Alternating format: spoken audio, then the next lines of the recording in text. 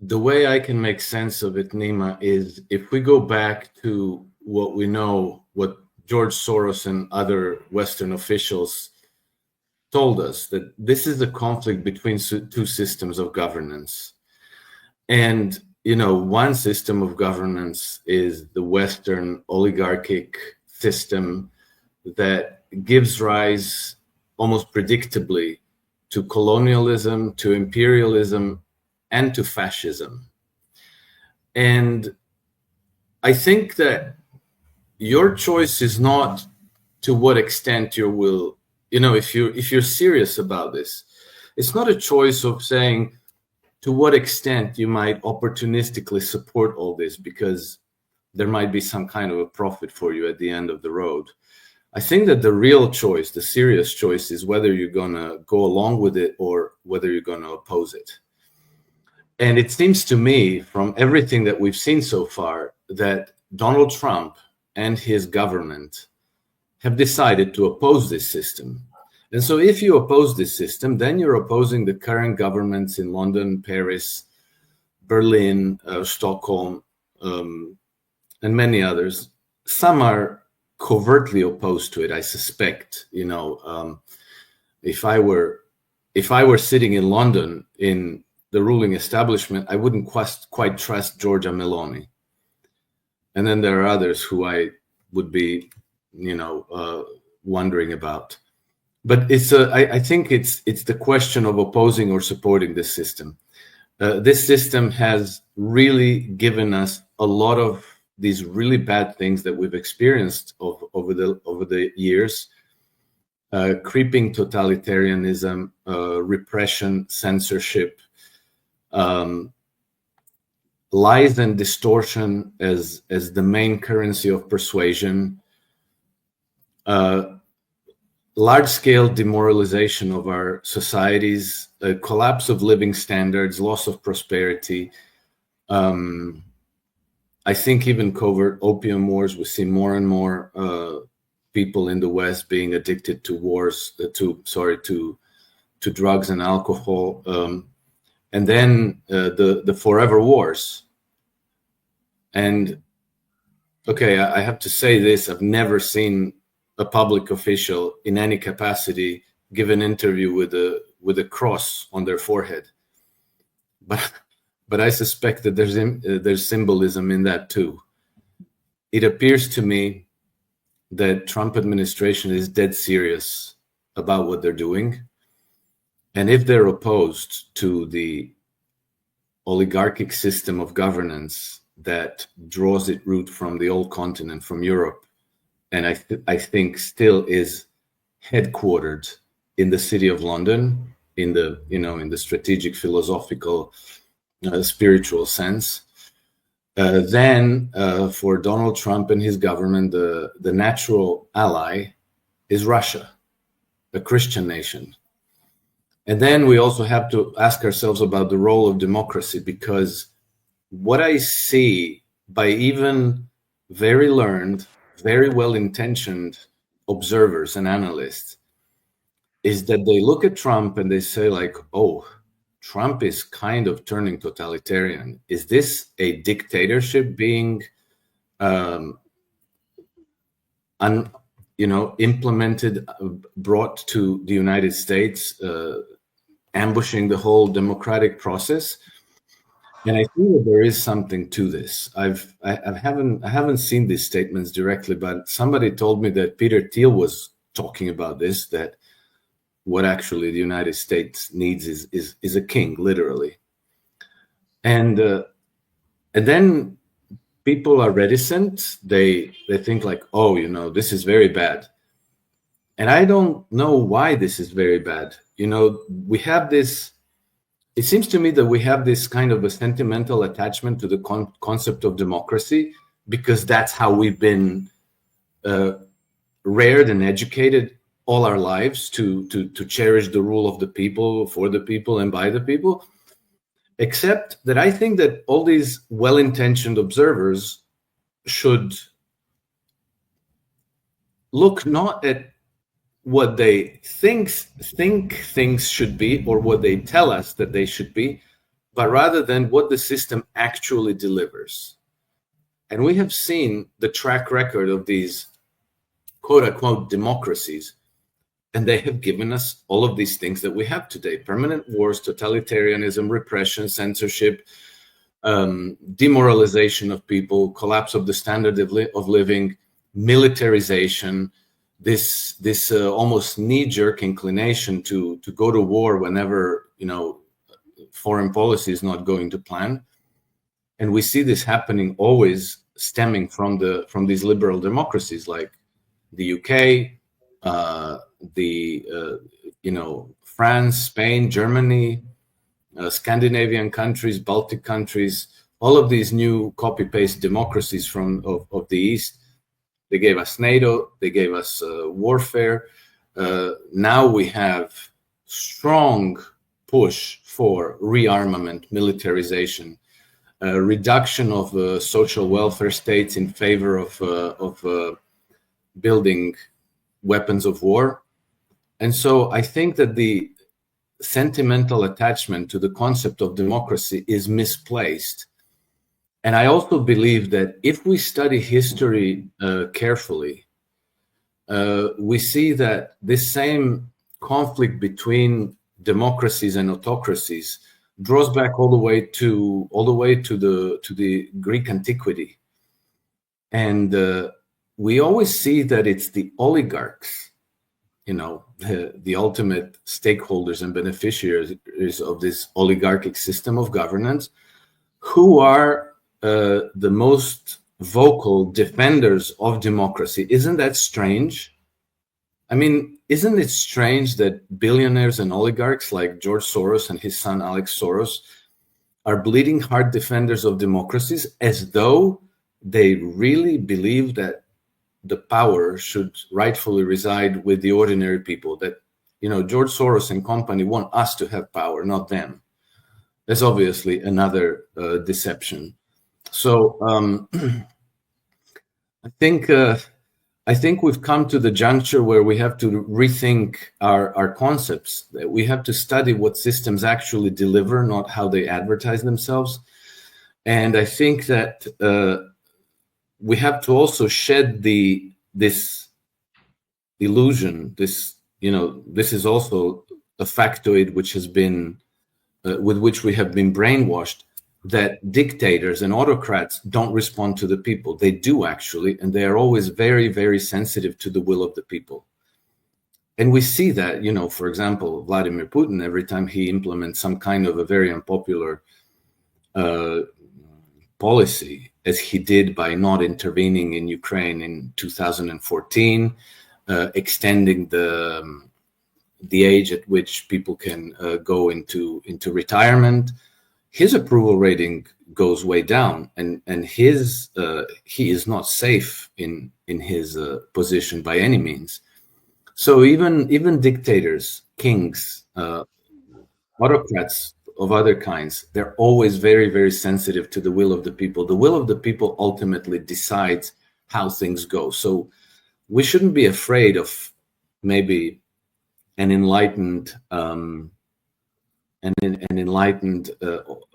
dictatorship. And I'm not speaking in favor of Donald Trump being a dictator. I'm speaking in favor of us reassessing what we think we know about systems of governance, and then questioning how well the liberal democracies we have today have served us so far. And I think it's quite obvious that they haven't. Yeah. Alex, when it comes to the way that Donald Trump is dealing with Zelensky, when you just revise what has happened during the meeting between Donald Trump and Zelensky, Donald Trump knows that Zelensky doesn't want peace and peace talks in case of Ukraine the way that Donald Trump wants it. And on the other hand, they bring him and in front of the press, they're discussing, they're just trashing each other, and then they're kicking him out of the White House and sending him back to Ukraine. Putting that in what has happened recently, and 2 days ago, yesterday and the day before, we've learned that the United States has cut off the intelligence and military aid to Ukraine. And today we've learned they're talking with the Zelensky's opposition. Poroshenko, Timoshenko, I don't know who's going to be the opposition, who's going to have some sort of popularity in Ukraine that can bring some sort of change to Ukraine. But it seems that they have been prepared for this. They knew what they're doing. It wasn't just out of the blue. They just started talking that way to Zelensky in front of the press. It was a sudden moment, an unprepared moment that they have been doing this. How do you see the way that the things are changing in the last few days, and Donald Trump, right now Zelensky, and the division between Trump and the European countries? Excellent question, Nima. I think this strikes exactly to the core of what's going on, and I'll say what I think, what I gather from the situation, and then I'll try to explain it.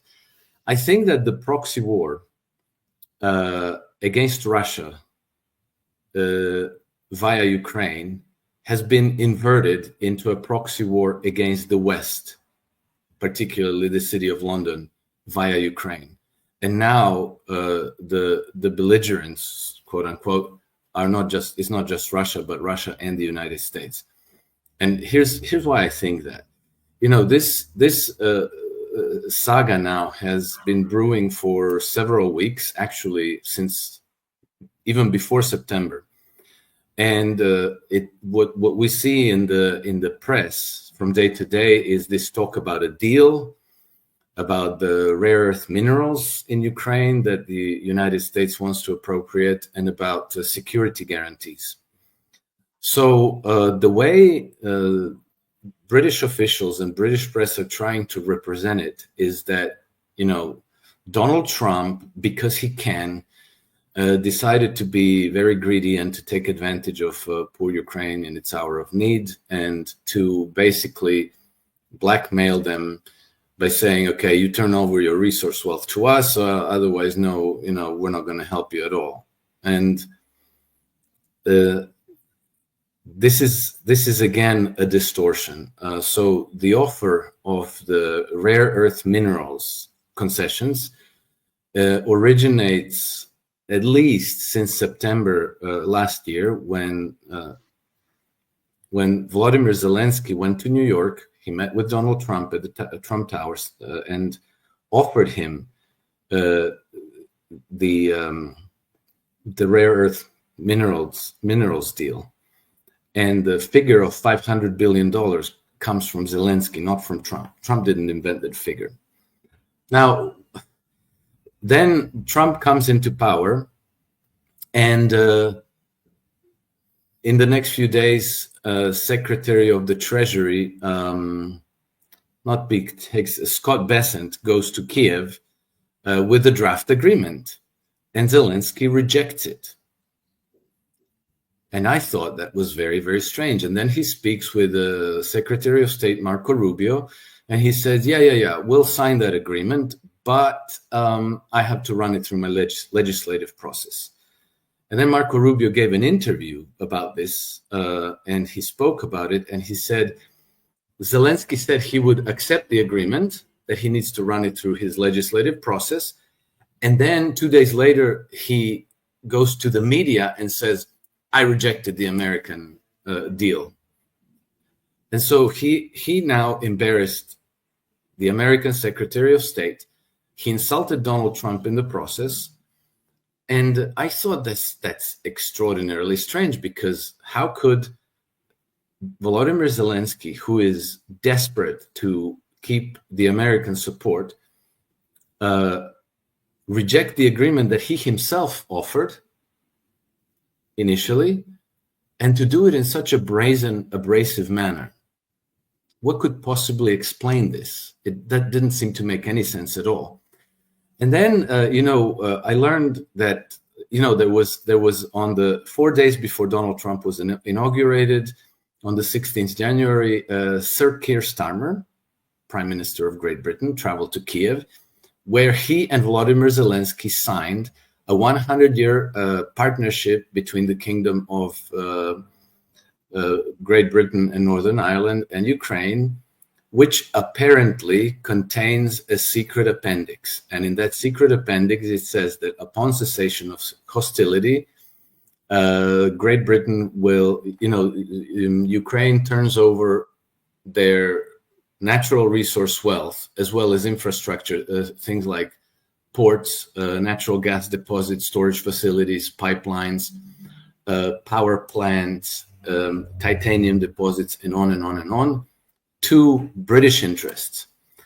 So this now explains why Volodymyr Zelensky can't sign the deal with the Americans, because he already signed over the lion's share of Ukraine's wealth to the Brits. And so now the reason why I suspect that the Trump administration is perfectly aware of all this is because in that interview that Secretary of State Rubio gave after speaking with Zelensky, and after Zelensky rejected the deal, he used the word hustle. He actually said something, I hope that they're not hustling us, but then they know that they are. And they also understand that it's not Zelensky. Zelensky wouldn't dare in a million years do this unless somebody put him up to it. And that somebody is the British ruling establishment. Keir Starmer is just a figurehead. Boris Johnson, again, is very deeply involved. And, two big problems emerged. One is the problem of Zelensky rejecting the American deal. And two is the problem of Zelensky's legitimacy, because his presidential mandate expired in May of last year. May. Right? So again, London dispatches Boris Johnson to Kiev, and Johnson arrives there for the occasion of the 3rd anniversary of the special military operation, and that was on 24th February. Two things happened almost immediately. One, Zelensky reversed himself. He said, no, okay, I'll accept the American deal now. And the second thing that happened is that the Ukrainian parliament, the Verkhovna Rada, voted to extend Zelensky's presidential mandate. That was the second time they voted, because the first time they voted wrong. But now, Boris Johnson comes there and they vote again. And then they say okay, Zelensky is still president. It doesn't change anything because his term expired. The parliament's vote is a fig leaf, because Ukraine has a constitution, and it's very clear that presidential elections can be delayed, and the term is 5 years and not a day longer. So ultimately, what happens is that if the government in Ukraine changes and the next government is aligned with Moscow and or with the new administration in the United States, they will tear up the 100-year partnership agreement between Ukraine and Britain. And so now there's this frantic footwork to keep the United States hooked to the deal, to keep baiting them to stay on board, because hey, there's this rare earth deal that you're going to sign eventually, and also to make sure that the United States continues to provide security guarantees for Ukraine. And then, when Boris Johnson was in Kiev and did all that busy work, he also gave a bunch of interviews to the British media. And he kind of gave away the game, because he said the agreement is essential to keep the United States committed to support Ukraine militarily and financially. And so now here you have, the strategy is quite transparent.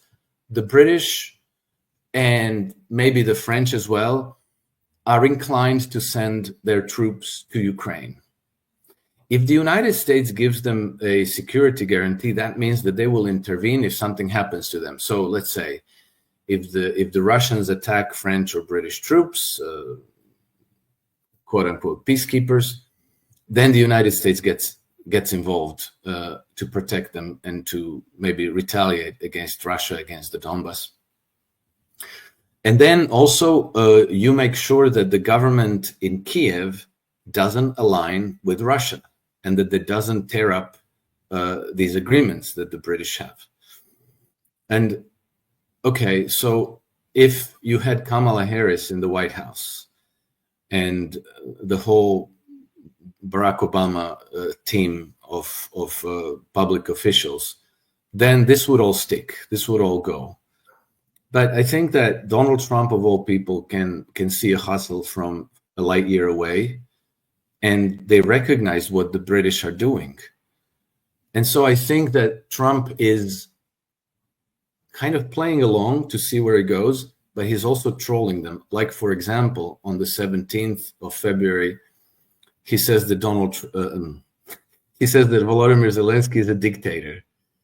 Well, you know, if he's a dictator, then his signature on that agreement is null and void. He doesn't represent Ukraine. And so the British officialdom and media just went hysterical and went to Zelensky's defense. And then when I think that when Zelensky went to Washington, they understood that there wouldn't be the signing of the agreement that the United States wants. Zelensky wanted security guarantees, and he wasn't going to sign anything anyway. And then what does he do? He flies straight back to London, where he gets hugged and, you know, is lionized as a hero. Keir Starmer equates him with Winston Churchill. The media is lionizing him as a righteous freedom fighter, and on and on and on. But I think that if I'm right about all this, and if I'm right that the Trump administration is perfectly aware of what the game is, then for sure in the background, they are preparing for Zelensky's ouster and for a new acting government, and then ultimately new elections. And I believe that they are talking to the Russians about it, and that they know more or less who the candidates will be. And I think that they already most likely know who the next president will be. And I suspect it's going to be Valery Zaluzhny, who is now currently the Ukraine's ambassador in London. So I think that for London and for Western Europe, the game is lost. And they're making a whole lot of noise and doing a lot of trash talk to try to impress everybody that they're serious, that they matter, that they have power, that they can change things. But I think ultimately that they can't. To understand that, Alex, when we look at the behavior of European countries, you see that they're committing suicide with their attitude in Ukraine.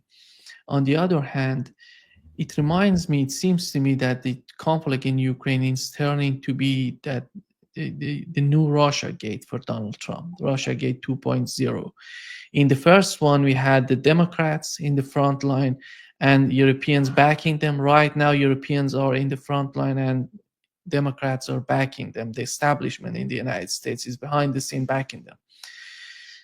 I think that Donald Trump would face huge challenges in Ukraine. It doesn't seem the way that, I don't know if you watched Macron talking about his video message about Ukraine and the conflict in Ukraine, and the way that he was picturing Russia, the ultimate enemy of us. They're going to attack us. They're preparing by 2030.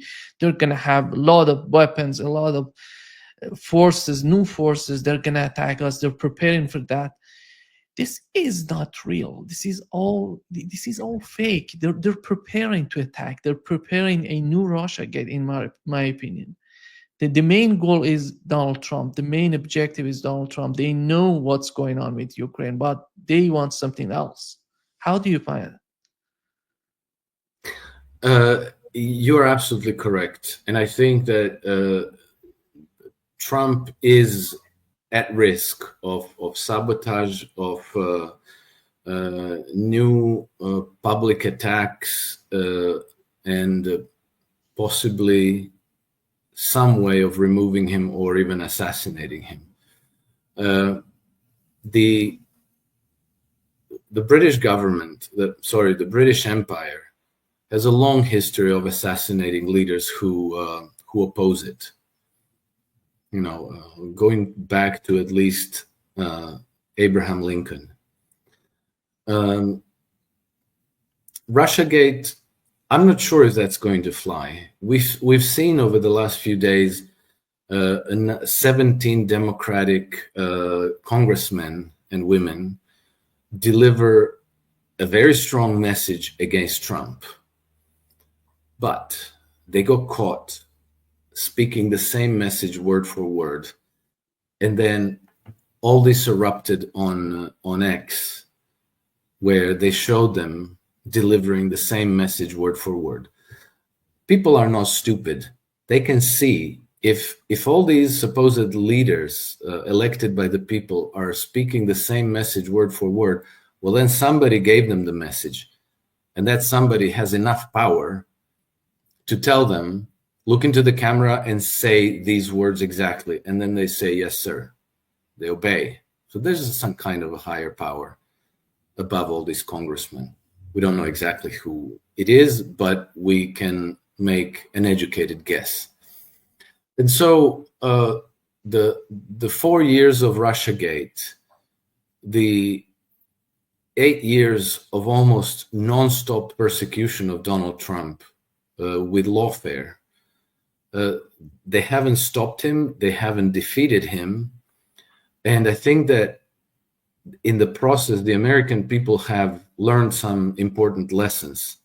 And we've seen that even some leading Democratic politicians switched sides over to Donald Trump because, you know, the false dichotomy between left and right, people are understanding that that's fake.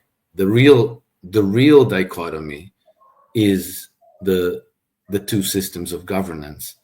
And then either you support the globalist oligarchy, the moneylender cabal, or you support people who are fighting for your country's sovereignty and independence. And I think that those fault lines are now clear enough to a critical mass of people that I think that Donald Trump will enjoy sufficient support that he will be, let's say, a lot more insulated from this attack than he was during his first 4 years in office. Now I see that a lot of analysts, a lot of observers are now coming up and saying, oh, you know, Donald Trump is mounting a dictatorship. Oh, his public support is really not what it's made out to be. Actually, people are against him. It doesn't ring true to me. You know, people cite polls. Polls are rigged by habit. They're routinely rigged. They don't mean anything. I think that the way people are reacting, what you see in social media, suggests that actually Donald Trump has very strong support. And then we have the question of Europe, which seems to have united behind warmongers and seems determined to go to war against Russia. But I think that that's very, very hollow, in fact, because it's limited to the ruling establishments who don't actually enjoy support from the people. And then as a result, you know, they have to increasingly engage in censorship. They have to cancel elections. They have to sabotage elections in different ways, as Macron has done in France. They have to rig them, as I think they might have done in Germany. But, you know, if you don't have the support of the people, if the people believe that you're deceiving them and lying, then your whole agenda isn't going to get very far. And then there's a question of money. You know, Ursula von der Leyen wants to spend 800 billion euros on a rearm Europe program. Well, where's she going to get that? Where's she going to get 800 billion euros? I think that the only place they can get it from is the printing press, which means that they're going to destroy the euro. And then if your euro is worthless, then your whole house of cards comes down.